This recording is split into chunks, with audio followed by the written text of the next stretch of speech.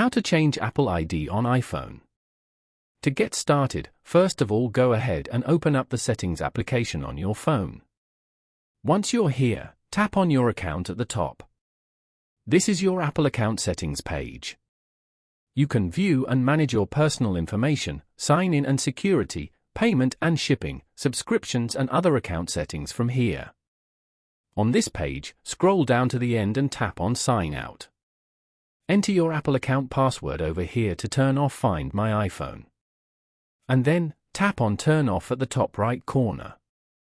After that, you can proceed with adding a new Apple ID on your phone.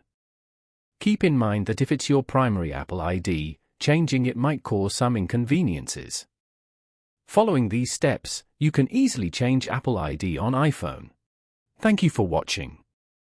Please leave a like if this tutorial helped you, or leave a comment below if you have any questions related to the video.